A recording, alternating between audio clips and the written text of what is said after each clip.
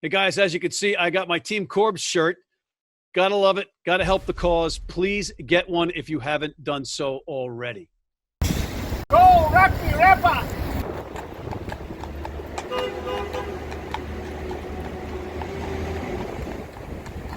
Next on Rugby Wrap-Up, Blitzboks 7's superstars, Frankie Horne and Cecil Afrika, who is now with the San Diego Legion, calling in from the World 10 Series in Bermuda.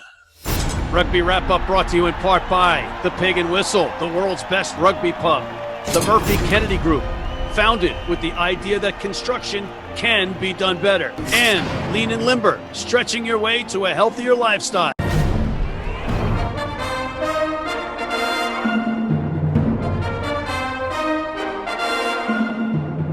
Hey everybody, welcome back to Rugby Wrap-Up. Thanks for joining us. Matt McCarthy in Midtown Manhattan, and I am joined by some big shots on the global rugby scene, not the least of which is my co-host, Mr. Stephen Lewis. Stephen, as you know, is the two-time and reigning Coach of the Year for USA Rugby. He's the general manager for Rugby United New York in Major League Rugby, and he is the Jamaica Sevens men's and women's coach, and he is calling in from the Upper West Side of Manhattan. You'll also see, sharing a camera or a device, are Blitzboks legends, Mr. Frankie Horne and Mr. Cecil Afrika. They are calling in from Bermuda at the World 10 Series.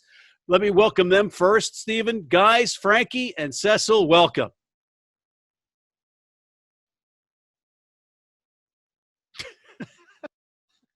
Did they just freeze? They froze. I did that. Gentlemen, welcome.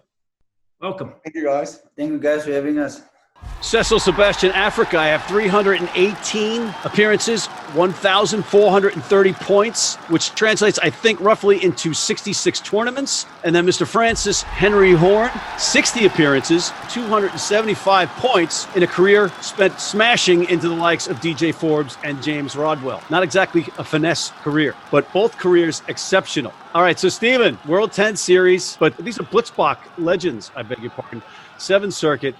Now involved in 10s and then hybriding or bridging to the Major League Rugby setup of 15s. What do you make of it, Stephen? Well, you got about 3 questions in one there. First of all, Frankie, good to see you again, pal. You're as ugly as ever. Cecil, pleasure to meet you. Watched you for years. A much better looking man than the one next to you, incidentally. So I think the first question really is around the 10s. Yeah, but he has got loads on. First question around the 10s. So apart from disappointing me, Frankie, not calling me up for an assistant coach gig, I'm pretty upset about that. But apart, setting that aside, how are you enjoying the 10s, both as a coach and as a player? Yeah, really enjoying it. There's a lot of debate going on between coaches at this current stage of whether it leans more to 15s or more to 7s. But for somehow with the guys we have and the boys I've been working with, the vibe we have in the squad, it kind of works our way in 7s. Yeah, we slipped up a little bit against Aviators this weekend as they've just played to their full strengths. We should have a little bit more avoided the lineouts because we had one guy concussed.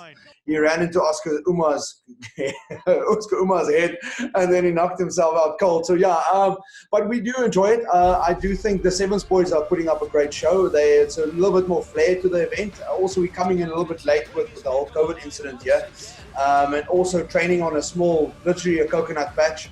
The guys need to get their width and get used to depth and all that type of stuff. So yeah, now the rust off, we're just looking forward to the weekend. But yeah, interesting format, interesting rules, laws, a bit more lenient on the high tackles and breakdown areas. So yeah, we're really enjoying it. I think for me it's great just to get out and compete again with the boys and also just see where we can benefit from the whole thing. It is a nice crossover between 15s and 7s. So me being a forward guy myself, so yeah, it makes a nice dynamic. And Cecil and these guys with the looks and the brains, they just bring the little bit of added flair to it. Cecil, there's so many different questions I have that came out of that answer. But number one is you've got the COVID thing that kept you guys from playing in the first round. Do you think that was an advantage in retrospect because you're not as banged up, perhaps? I wouldn't say necessarily. It depends how you look at it, because obviously we haven't played for about 6 to 8 months, so we missed a lot of opportunity there where we could get used to like game time and understanding each other, but also we could also have a clear picture to see how the teams are playing and where we can utilize where they make mistakes and what are the day's strengths. But at the end of the day, we just want to play and really go out and enjoy ourselves on the pitch. And next opportunity, which is coming Saturday, and really make the best out of those opportunities coming our way.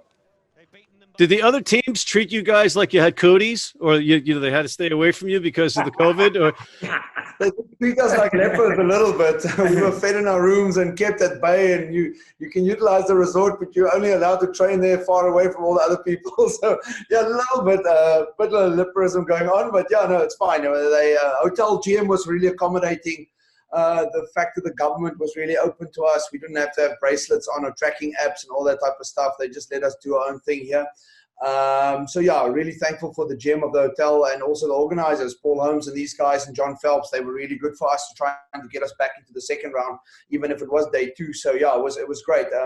Well, luckily it was a little bit of time bought for us that we can just showcase what we have and just let the guys out on the pitch. It would have been very unfair for us to just rock up for the third event. So being fit and fresh, because other teams are taking a battering with the contact style they play, and you can see a bunch of guys, broken arms, broken ankles, and just look like a mess. But yeah, luckily our boys are survived the second day, even though we had 4 matches. But yeah, it's been pretty good so far. so, if the COVID didn't make you sick, how about Matthew Drew Turner hijacking this tournament? If that's not enough to make you sick, I mean, the guy's all over the place, Cecil. He's hoping there'll be about 4 teams buying him beers by the end of the World 10 Series. He's all over the place. We're just waiting patiently to find out where is he playing next. We might play against him or with him, but Matt is a great guy, really, really good talent. Yeah, is he playing for you guys next or what? We don't know. We don't know yet. There might be. We might play against him one game, and the next game we might play with him. You know, so we don't mind either playing with him or against him. You know, it's just great fun to go there and really like enjoy ourselves and hopefully maybe if I can get one more opportunity to play against him and with him, I'll really appreciate it either way. Well, you're going to have opportunities to play against him when you're playing for the South African Legion against the Seattle Seawolves in Major League Rugby. Oh, did I say South African Legion? That was a Freudian slip. South Africa. It's about You're going into the MLR. What position? What position? I'm a fullback in 15s. But wherever they need me, I'll play. For me, I just want to play rugby and really just want to go there and really express my talent. So really looking forward to the journey and pretty excited to see what the MLR is in store for us as a team, and hopefully I can contribute in many ways. And how great will it be when you have Frankie lining up at number 6 for the Legion as well? They would be awesome. But not now. Hopefully in 2 years' time, he'll come back as a prop. Not as a number 6, but as a prop. I was going to say, New York, we've got a space at Lucid for you, Frankie. Lucid, son. Yeah, Frankie, why aren't you playing? We lost it. Oh, there they are. Okay, so Frankie, why aren't you playing in the 10s? You look like you could walk on the field right now. No, yeah, I'm trying to just keep up with the boys. You can't really preach high performance and not look high performance. I'm trying that emphasis on trying. No. I made that call when I hung up my boots. I was done. So yeah. Are you there, Frankie? You're blaming your connectivity issues on Collins and Willie? More Willie than Collins. Boy, of course, blame the Kenyan. Every lady that's available on the island. All right, somebody owes somebody drinks down there. So, but we're gonna put the Kenyans back in the waiting room right now because of Frankie, I guess. Right? Oh my goodness! Oh my goodness! You guys got to put some more quarters in that internet machine down there. I told you it's a process, guys. Being away for 4 weeks at a time is not good. Yes, apparently push-ups don't cut it. That was all recorded, by the way. We're chucking William Collins under the bus here.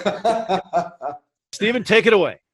Yeah, so Frankie, from a coaching perspective, so knowing now what you know, would you have changed perhaps the composition of your squad and the types of players you bring in? Would you bring more of one kind, less of another? Or do you think you've got it just about right? I think we slipped up. Like I said, I don't think we've missed a spot too much. I do think it would have probably just gone for a little bit more mobile guys. We still got 4 guys back home that couldn't make it just because of the whole COVID results. So, and they were some of our big hitters coming in, a lot of pace, a lot of strength, a lot of ball playing. We kind of held our own this weekend with the scrum. So with even the 7s guys coming up and losing a dedicated 15s lock. So not too much phased about that. It's just our depth of our squad has been diminished a little bit, but just the 16 guys we have. So I would have pretty much kept it the same. Our game plan is to have a bit more an expansive, high energy game plan where we want to try and just beat guys with what's the correct term to put it, just lift up the intensity a bit more to stretch the guys. I mean, that's the only way we can really compete against a dedicated squad like the aviators and these type of guys and make them stretch, make them tired. They went to their strengths. The lineouts were one of their strengths. We knew that going in. Also, we're losing a lot for us. It's like we have to change a couple of things. But once we used the opportunities, we could have had a whole different setup. We didn't really play well. We've got a guy that can kick quite well. So, I mean, if he slotted the last kick on the 50-yard slot, then it would have been a 1 point up for us at the end. So, it's still very entertaining, though. I do like to get our boys a bit of air. Guys like Cecil and these guys won't like too much a 15-style game plan, too much structure. I do want the boys just to play and see what's in front of them. So, yeah, I wouldn't have changed too much. Fair enough. You said you were palling around with one of the McNultys. Which one? Harry McNulty, yeah. Mr. Social Media himself, Mr. Worldwide. So Cecil's best friend now, the latch on joined to the hip. So Cecil is speaking a bit more with an Irish accent if you haven't picked it up. So, Cecil, can you give us a little bit of the brogue? No, I stick to what I know. You know, I don't want to lose my South Africanness, so I'm gonna be. Fair enough. So it's not Sean McNulty who's gone with the London Royals. No, it's Harry. I know. I'm trying to stir up. I'm stirring controversy here, Steve. I'm stirring controversy. Sean's playing with the Royals. I understand that. All right, it's not that controversial. It's a show, guys. Not that controversial. All right, listen, guys, we have to take a quick break because we are running over, and my producer, Johnny Lewis, is going to hate us for this. But we'll be right back with Mr. Frankie Horne, Mr. Cecil Afrika, and Mr. Steve Lewis after this. Been blind since I was 4. And I've never seen a beer commercial or a beer label. None of that stuff influences me. I drink beer because of the taste. And my beer's Pabst Blue Ribbon. It has the taste and the flavor. What do you think's on the label? I think there's a naked woman riding on a unicorn, jumping over fire.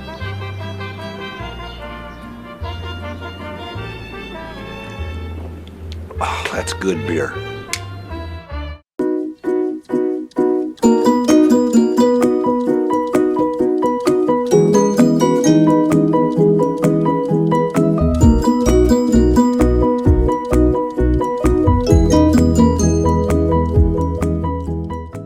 If you're in New York City and want to watch some great rugby, have some great food, and some great times, go to the world's best rugby pub, the Pig and Whistle on West 36th Street.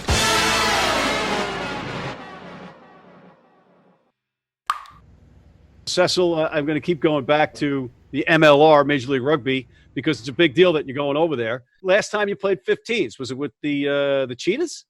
The last time I played 15s was with the Cheetahs back in 2017. So that was about 3 years ago. So that was a good outing. I really enjoyed my time there with the Cheetahs, and really looking forward to join the San Diego Legends. Really looking forward to the opportunity and really just trying to express myself and really trying to share my knowledge of the game and also learn a lot from them. also from the game. And yeah, just pretty excited to go out and really enjoy myself and looking forward to the journey.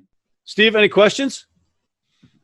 Yeah, just trying to compare the toll on your body from between a sevens tournament and you play that one day of tens. Do you feel more banged up, more contact, or not that much different?